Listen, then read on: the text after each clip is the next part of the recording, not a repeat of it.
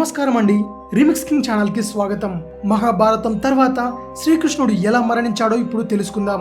ద్వారకా నగరాన్ని కొద్ది రోజుల్లో ప్రళయం ముంచేస్తుందనే సమయంలో శ్రీకృష్ణుడు తన శక్తులను ఆయుధాలను విడిచి అడవుల్లోకి వెళ్ళిపోతాడు. శ్రీకృష్ణ పరమాత్ముడు అడవిలో తిరుగుతూ అలసిపోయి వచ్చి ఒక చెట్టు దగ్గర కాళ్ళు చాచుకొని విశ్రాంతి తీసుకుంటూ ఉంటాడు. ఇంతలో ఒక బోయవాడు ఒక జింకపిల్లను వేటాడుతూ దాని వెనుక పరిగెత్తుకుంటూ వెళ్తాడు. అలా జింకపిల్ల ఒక చెట్టు పొదల్లోకి వెళ్ళిపోతుంది. చెట్టు చాటున దాగి ఉన్న జింక కాలును చూసి గురిపెట్టి తన బాణాన్ని వదులుతాడు. సరిగ్గా ఆ బాణం ఆ పాదాన్ని చీల్చుకుంటూ వెళుతుంది.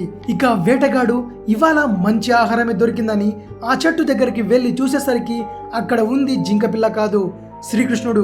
రక్తం స్రవిస్తున్న శ్రీకృష్ణుడి పాదం చూసి తాను బాణం గురిపెట్టింది జింకపిల్లకు కాదని అది శ్రీకృష్ణుడి పాదం అని అర్థమవుతుంది ఆ వేటగాడికి. అసలు ఈ వేటగాడెవరో తెలుసా? పూర్వజన్మలో వాలి అనే ఒక రాజు ఉండేవాడు.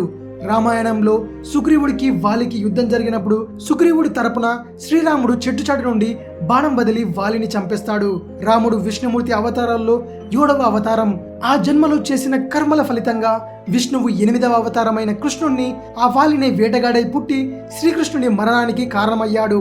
ఇలా పోయిన జన్మలో చేసిన కర్మలు అవి ఈ జన్మలో శ్రీకృష్ణుడి మరణానికి కారణమయ్యాయి. పోయిన జన్మలో చేసిన పాపాలు వెంటాడుతాయని ఈ సంఘటన తెలియజేస్తుంది. మంచి మనసుతో ఉండాలి, అందరికీ మంచి చేయాలి. మంచి చేయకపోయినా పర్వాలేదు, కానీ చెడు చేయకండి.